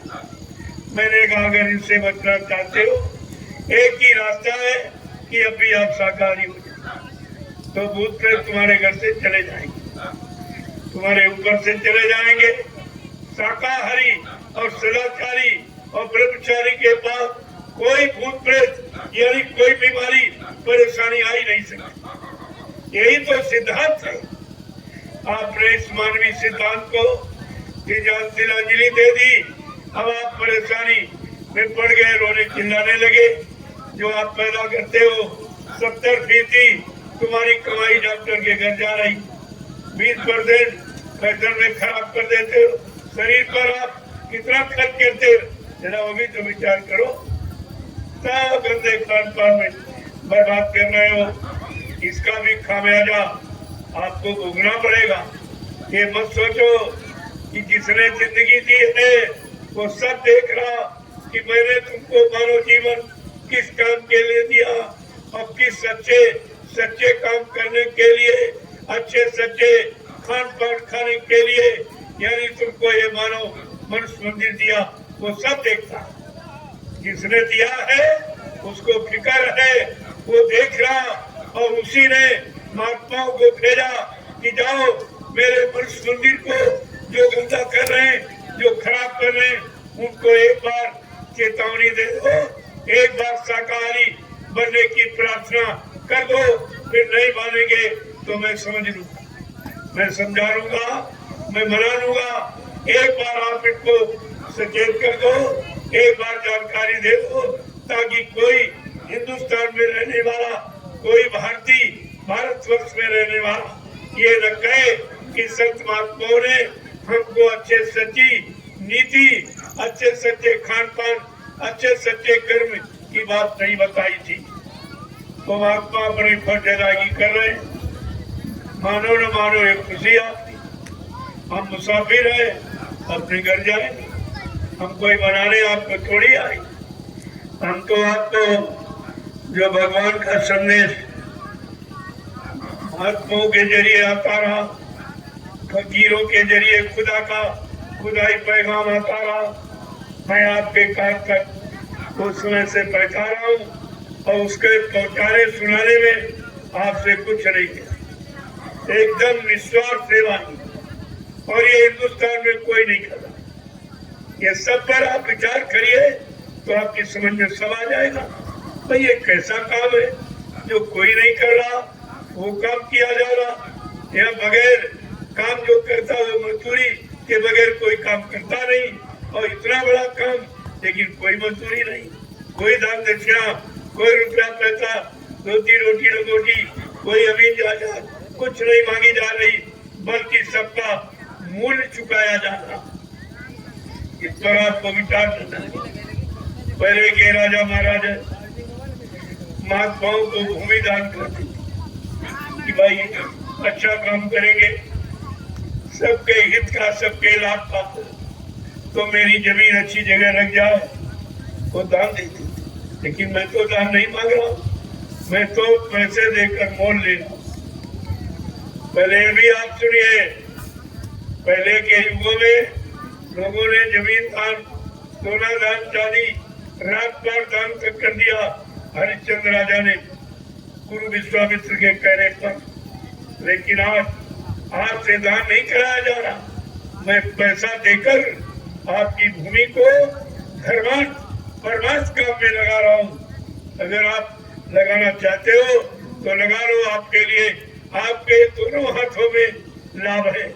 उधर दान और इधर काम, दोनों आपका काम हो जाए। मेरे बात को समझिए आप, ऐसा धरती पर न कभी कोई आया न आगे कोई आएगा जो तुम्हारा सब तरफ से लाभ करे और बदले में तुमसे कुछ न मांगे। ऐसा कोई नहीं आया। जय गुरुदेव, जय गुरुदेव। देखो आज आपने मौत मिला, सुबह भी आपने उधर, इधर भी सेवा चली, उधर भी थी, तो सेवा का तो लाभ है। जो जितनी करेगा उतना लाभ उसको मिलेगा। रोज आपको काम मौका मिलता, आप किराया भाड़ा खर्च करके आए हो, बाल बच्चों को घर में छोड़ के आए हो, खेती दुकान दफ्तर बिजली व्यापार मजदूरी इन कामों को बंद करके आए हो, तो कुछ कर। जो उस काम को करने में लाभ नहीं है वो इस काम में लाभ, इस काम को करो, ये लाभ प्राप्त कर लो। ये समय पता नहीं कब तुम्हारा जीवन समाप्त हो। इतने लोग आए हो, इसमें तमाम लोग शरीर छोड़ के चले जाए, उनको आगे की सेवा, आगे का ये सत्संग नहीं मिल पाएगा। इसलिए जो समय मिला है उसमें ज्यादा से ज्यादा लाभ लो। इसमें गफलत करने की जरूरत नहीं है, लापरवाही की जरूरत नहीं है। जितना ज्यादा लाभ ले सको। अब आपको केवल 25 जरी और डाली, बस 20 आपकी 5 हमारी। मैं तो बुढ़ा हो गया, हमसे तो ये नहीं हो पाएगा, तो 20 अपनी और 5 ये डाल करके सेवा। बस फिर मतलब यानी कल आपको मौका मिलेगा, कल फिर आऊंगा आपके बीच। ये समय का संदेश आपको दूंगा। और आप कितना बड़ा काम आपने कर लिया। मैंने तो आपसे कुछ मांगा नहीं, न पहले मांगा, न आज मांगता, न आगे कभी मांगूंगा। मेरा काम ये मांगने, ये भिखारी बनने का नहीं। जो आप स्वेच्छा से 1, 2, 10, 50, 100 दे रहे, मैंने उसी से 3 आश्रमों का निर्माण कर दिया। पहला आश्रम जय गुरुदेव आध्यात्मिक गुरुद्वारा यानी सदगुरुधाम नैमिषारण्य सीतापुर उत्तर प्रदेश, और दूसरा आप जहाँ बैठे हो जय गुरुदेव आध्यात्मिक ज्ञानाश्रम रामशाला मिश्रिक सीतापुर उत्तर प्रदेश, और तीसरा अभी हाल में यहाँ से थोड़ी दूरी, ज्यादा दूर नहीं है, कोई 25-30 किलोमीटर की दूरी पर है, हरदोई में पड़ता है, गोमती नदी के किनारे। जैसे ये किनारे है नैनीताल में किनारे में, ऐसे दयाल आश्रम भी गोमती के किनारे ही, ये किनारा नहीं छोड़ा गया। और वहां पर दयाल आश्रम का एक नया मतलब आश्रम का निर्माण किया। अभी 1 महीना लगभग ये तीसरे आश्रम का निर्माण हो गया। तो तुम एक मकान नहीं बना पाए, टूट जाता है, मकान की दुरुस्ती नहीं करा पाए। मैंने लाखों लोगों के लेने के लिए ये 3 आश्रमों का निर्माण कर दिया। इसे आपको इस पर विचार करना चाहिए और किसी से कोई पैसा नहीं मांगा। जो स्वेच्छा से, श्रद्धा भाव से, जो प्रेमियों ने अपनी गाड़ी कमाई दी है, उसी से इन 3 आश्रमों का निर्माण हो गया। आप इस पर विचार कीजिए। ये मतलब 3-4 साल के अंदर 3 आश्रमों का निर्माण हो गया। कितनी जल्दी ये काम हो गया और आपको लाभ दिया गया। इसकी मैंने मुफ्त जमीन दान में नहीं ली। ये आन दान लेना ये भिखारियों का काम। मैं कोई भिखारी नहीं हूँ, मैं तो सांसा बादशाह का बेटा हूँ। इसलिए हमारे गुरु ने मुझे भिखारी बनना नहीं सिखाया। उन्होंने कहा कि परमात्मा और गुरु पर पूरा विश्वास करो, तुम्हारा कोई काम नहीं रोक सकता। जिस काम को सोच लोगे वो सब काम तुम्हारा पूरा हो जाएगा, लेकिन स्वार्थ की भावना मत। स्वार्थ होगा तो परमात्मा नहीं हो पाएगा। स्वार्थ की भावना मत रखना। ये तुम्हारी परमार्थी रास्ता कभी रुकेगा नहीं, और आश्रमों का निर्माण ये बढ़ता रहेगा। ये सब आपके सामने हुआ और हो रहा है, इसको आप देखिए। अब सबसे बड़ा आपका ये ज्ञानाश्रम, ये उत्तर प्रदेश का सबसे बड़ा आश्रम है। इस पर आप विचार कीजिए। धीरे धीरे आपके गांव का नाम सारा हिंदुस्तान ले रहा। सब जान गए कि रामशाला में ये गुरुदेव आध्यात्मिक ज्ञानाश्रम का निर्माण किया गया। ये सब जान गए और आपने कुछ खर्चा नहीं किया, ना आपसे मांगा गया और नाम आपका हो गया। फिर भी आप नहीं समझ पा रहे हो, तो इसका मतलब आपका दुर्भाग्य, आपकी बुद्धि पर पत्थर गिर गया है। जो इतनी बड़ी सच्चाई, अच्छाई को आप समझ नहीं पा रहे। जय गुरुदेव। ये जल्दी से अभियान पूरा करो। 25 डलिया कोई बात है, 20 डलिया अपनी और 5 ये जल्दी से डालो और बस विराम दे दो। और इसके बाद आप भोजन जो पा चुके हैं और जो नहीं पाए वो पा ले। बाकी तो भोजन आपको मिल ही गया होगा। भंडारे बराबर आपकी सेवा कर रहे हैं। आपको भी चल के भंडारे में जाना चाहिए, ताकि किसी के सेवा का आप प्रयोग मत करो, नहीं तुम्हारे सेवा से कटौती हो जाए। फिर कोई तुमको बनाएगा और बना करके जो कि यहाँ ले आएगा, फिर आपको खिलाएगा, तो तुम्हारी सेवा से कटौती हो जाए। इसलिए भोजन तैयार है, यहाँ से चले जाओ, आपसे भोजन करो, अच्छा रहेगा। वहाँ कोई परेशानी नहीं होगी, कोई पानी नहीं डाला, कोई सामान नहीं, और सब अपने पास थाली लोटा गिलास रखो और फौरन लेके पहुंच जाओ। देखो इस पात्र का भी ध्यान रखो, पात्र और पात्रता, पात्र माने बर्तन और पात्रता माने शुद्धता। कि बर्तन की शुद्धता ये तुम्हारे स्वास्थ्य पर आधारित।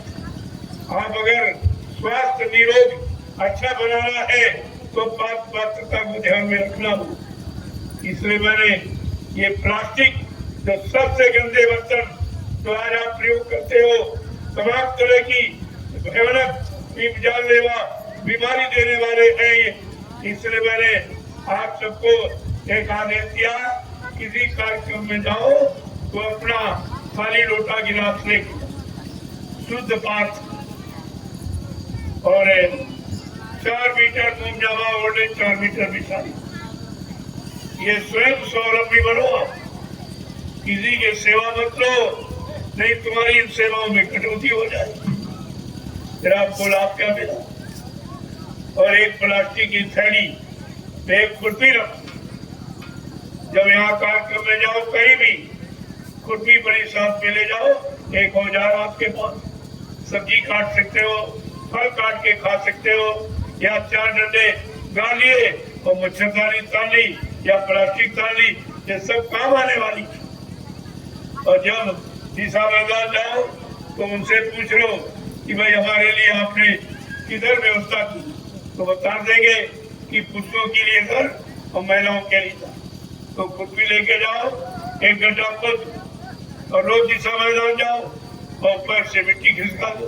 तो जितनी यहाँ से चलोगे गड्ढा अपने आप पूरा हो जाएगा। कोई प्रदूषण नहीं, कोई गंदगी नहीं, कोई बीमारी नहीं, और इस खेतों की उर्वरक शक्ति कभी कमजोर नहीं होगी। इतना आदमी आया हुआ है जिस खेत में ये दिशा मैदान चला जाएगा, 3 साल तक आपको खाद डालने की जरूरत नहीं पड़ेगी। ये कितना बड़ा आपको लाभ देते, तो यहाँ शिकायत देते, हमारे खेत में बच जाना, हमारी जमीन में बच जाना, ये मत। जब इतनी जगह तुम्हारे अंदर नहीं है, इनको मतलब यानी दिशा मैदान के लिए जगह, तो तुम्हारे अंदर दिल में जगह है किसकी? तुमने अपने अंदर जगह ही नहीं बना पाई। ये तो तुम्हारा निष्ठुर भाव माना जाएगा कि तुम्हारे यहाँ ये दिल्ली, कलकत्ता, बॉम्बे, ये मतलब हरियाणा और पंजाब, हरिद्वार, ये कहाँ के लोग आए हुए हैं। अरे भाई ये जब जाएंगे अपने यहाँ तो कहेंगे कैसे लोग हैं जो दिशा मैदान जाने की रोक लगा दी। अरे 2 दिन 3 दिन रहेंगे, जाने चले जाएंगे। हमेशा आपका यानी गुणगान करेंगे, बहुत अच्छे लोग थे, बड़े धार्मिक थे, बड़ा भाई सहयोग किया, बड़ा सेवादार थे, लेकिन तुम्हारा कोई परिचय आज तक अच्छा नहीं है। ये मैं इशारे में कह रहा हूँ, तो आपको अच्छा लाभ ही क्या मिलेगा जब कोई अच्छा भाव नहीं है, अच्छा कर्म नहीं है, अच्छा सहयोग नहीं है, अच्छी कोई सेवा नहीं है, तो तुम्हें अच्छा यानी मतलब लाभ ही कौन दे देगा? ये भी तो आपको नहीं मिल पाएगा। जय गुरुदेव। इसका हमेशा ध्यान रखिए। जब किसी कार्यक्रम में जाओ कहीं भी, अपने झोले में सब किया, 4 मीटर मुंजामा ओढ़ने में साड़ी का, बरसात में तार लो, धूप में, और 4 मीटर बिछा के बैठ जाओ। किसी पर कोई यानी आधार रहने की जरूरत नहीं है। अपने आप तुम्हारी सेवा में कोई बंटवारा नहीं। अपना भोजन करने गए, लोटे में पानी लेकर चले गए, बैठ गए और भोजन अपने चले आए, अधिकारी धो लिया, तो तुम्हारे पर किसी का कर्जा नहीं चलेगा। और बाबूगिरी दिखाओगे तो कर्जा लाद के चले जाओ। फिर यहाँ आने की का मतलब ही तुम्हारा क्या निकला? एक तो कुछ कर नहीं पाए और दूसरा थोड़ा बहुत किया और उससे ज्यादा लोगों की सेवा का भार लाद दिया। ये सब आपको रोज बताया जाता, रोज। लेकिन ये गलती करते रहोगे तो परमार्थ से खारिज होने, कभी कोई लाभ तुम्हारे हाथ नहीं लगेगा। मैं बहुत स्पष्ट बताता हूँ, कोई लाभ पाने के अधिकारी आप कभी नहीं बन पाओ।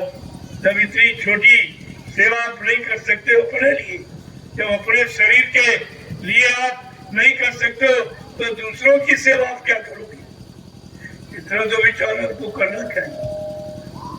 देखो यहाँ कितना सामान है, आपका फावड़ा है, ढलिया है, खुरपी है, हथियार, आपका कुल्हाड़ी, कोई, ये सब तुम्हारी।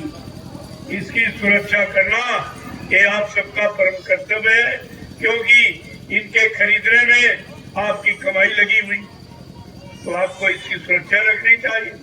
ये थोड़ी काम की आप फेंक दिया तो तुम अपना ही नुकसान तो कर रहे हो, अपनी सेवा में आग लगा रहे हो। लेकिन ये भी आप नहीं समझ पाते, ये भी नहीं समझ पाते। जिससे सेवा कर रहे हो, जो औजार सेवा में तुम्हारा सहायक है, तुम्हें सेवा का लाभ देना, तुम उसी के प्रति अपनी जिम्मेदारी नहीं समझ पा रहे, तो तुम देश समाज की क्या जिम्मेदारी समझोगी? आगे तो अच्छा समय आ रहा, सच्चा समय आ रहा, सबको अपनी अपनी जिम्मेदारी समझनी पड़ेगी। तो पहले से ट्रेंड हो जाओ। ये ट्रेनिंग पीरियड है आपका, ये सत्संग, ये ट्रेनिंग पीरियड, ये सेवा, ये प्रशिक्षण केंद्र, ये तरह तरह का प्रशिक्षण आपका हो रहा, तो ये सब जानकारी आपको रखनी चाहिए। जय गुरुदेव, जय गुरुदेव। जल्दी से इस अभियान को पूरा, और फिर आप अगर भोजन न किए हो तो भोजन कर लो, और नहीं छुटा एक प्रार्थना बोल के सो जाओ। अंदर अंदर अंदर अंदर प्रार्थना बोलो, 10 बार जय गुरुदेव नाम लेके सो जाओ, तो कोई गंदा सपना नहीं आएगा। ज्यादा जिसको गंदा खराब डरावने स्वप्न आते हैं तो 10 माला जय गुरुदेव प्रभु नाम की करके तब सो। कोई किसी तरह की कोई डर, कोई भय तो है ही नहीं। जब लिखा नाम लेते भव सिंधु सुखाई, नाम लेते भवसागर सूख जाता, तो डर किस बात का? लेकिन आप नाम लेते ही नहीं, भूल जाते हो। कोई प्रार्थना बोलकर 10 माला जय गुरुदेव नाम की करके आप सो जाइए, तो आपकी पूरी रात एकदम भजन में ही बीती। जब नाम लेकर सोगे तो नींद भी आपकी भजन की ही मानी जाएगी। बात समझो पहले। जय गुरुदेव। जल्दी से अभियान करो।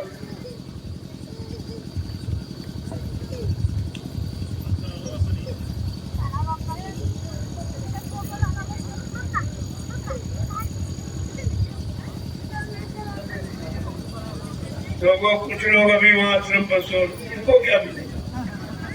सोएगा जो खोएगा, और जागेगा तो पाएगा। ये तो ऐसे ही आए, भंडारे की रोटी कर जा रात के चले जा, इनको कुछ नहीं मिलेगा। हाँ भी सो रहे पड़ेगा, इनको नहीं फिक्र है कि हम यहाँ किस लिए आए हैं। चलो वैसे भी तमाम जन्मों का पाप कर्मों का कर्जा लादे बैठे, और यहाँ तो लाखों लोगों का अन्न आता है, इसको खा के कहाँ हजम करोगे? कितने हजार बार अभी पशुओं में, पक्षियों में आपको जन्म लेना पड़ेगा। ऐसे कर्जा अदा नहीं होता। अन्न का कर्जा बैल, घोड़ा, खच्चर, गधा बन के आपको अदा करना पड़ेगा। अभी वहां सो रहे, जब मैं आया तभी सो। ऐसे ये कलयुगी जीव है, इन पर कोई असर नहीं, किसी तरह का कोई प्रभाव नहीं। सत्संग जन का जरा सा भी ले प्रभाव नहीं, इनको क्या मिलेगा? और रोज खड़े होते हैं, ये बीमारी, ये परेशानी हमें अभी कहाँ जो आगे अपने। अभी तुम और लोगे तब दौड़ के आओगे, तुम दौड़ दौड़ के आओगे और लोग ये चिल्लाओगे, लेकिन मैं सुनने वाला नहीं हूँ, मैं बिल्कुल नहीं सुनू। दया बिन संत कसाई, अगर दया हट गई तो कहा मेरे जैसा सृष्टि में कोई कठोर नहीं। अगर दया बनी रही तो मेरे जैसा कोई दयालु नहीं। अब दया पाने के लिए, दया लेने के लिए आपको तैयार होना चाहिए। ये सोने वाले दे भाई, ये काल के जीव है बेचारे, ऐसे मार खा के आए और मार खाते रहेंगे, रोते चिल्लाते रहेंगे, न इनको कुछ मिला न आगे कोई मिलेगा, इन पर कोई दया नहीं। ऐसे काल के जीवों पर कोई दया, जो कुछ नहीं मानते, कुछ नहीं सुनते। आदेश सोरा बुलाया जा रहा, एकदम बिल्कुल सुनाई नहीं देता। इन काल के जीवों से होशियार रहना, इनकी नकल मत करना, ये नहीं जाते हम भी नहीं। अरे उनको तो बार बार नरकों की योनियों में जाना, क्या तुमको भी नरकों में जाना? तो इनकी नकल क्यों करते? अपना अच्छे काम की, आदेश पालन की और बच्चों की ये नकल करो तो तुम्हारा सुधार हो जाए, तुम्हारा कल्याण हो जाए। और वो तो नरकों में जाने की तैयारी है उनकी, क्या तुम भी उनके साथ चले जाओगे ना? हमेशा ऐसे लोगों से सावधान, ऐसे का साथ कभी मत, संग दोष लग जाएगा, बाद में मत कहना। तुम्हारी सेवा का उनको लाभ मिलेगा और उनके गंदे कर्मों का दोष तुम्हारे पे चढ़ जाएगा, फिर तुम्हारी सेवा वजन सब बेकार हो जाए। बहुत होशियारी के साथ रहिए। जय गुरुदेव, जय गुरुदेव। चलो अब मैं आज के सत्संग का यही से विराम दे रहा हूं। कल समय मिलेगा और आप सेवा करोगे तो जरूर संदेश, आप चले जाओगे तो फिर संदेश किसको सुनाया जाएगा। अगर सुनने की इच्छा से आए हो, कुछ लेकर जाओ, कुछ लाभ लेके, तो आपको जितना ज्यादा समय उस किराए भाड़े में जितना ज्यादा लाभ से ले सको लेके जाओ। ये तो बुद्धिमानी है। आए भगे तो कुछ न हरि भजे न घर सुख पाए और बिरथा बिहाय गई और दुनिया के प्यारे एक और नहीं, उन्होंने तो कुछ नहीं कर पाया। आए और चले गए, क्या मतलब निकला? न आने का अर्थ समझा न जाने का, कुछ अर्थ ही नहीं समझ पाए तो लाभ आपको क्या मिलेगा?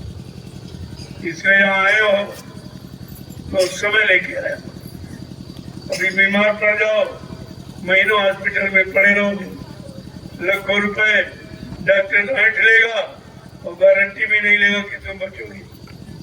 और कई बात में मर भी गए तो सब चला गया, शरीर भी चला गया, पैसा भी चला गया, समय भी चला गया। ये अज्ञानी जीवों का यही हाल है, उनकी समझ में चीज नहीं आती। जय गुरुदेव। जल्दी से पूरा कर लो।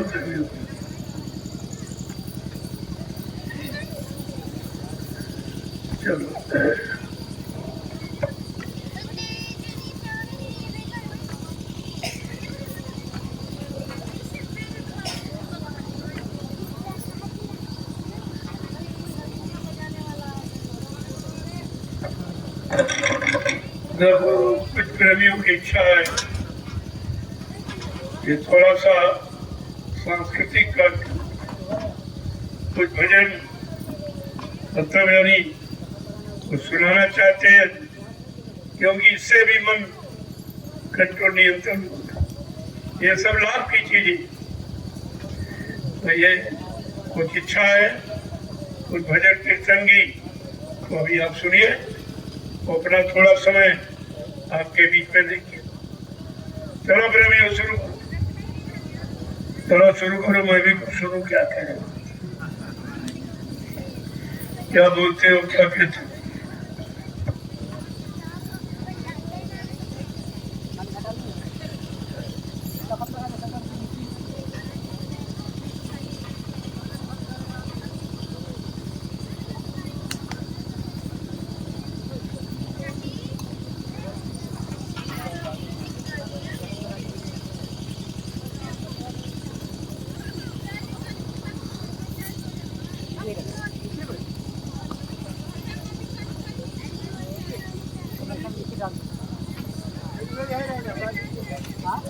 नहीं लगा रहे हैं वो बजाने वाला खाओ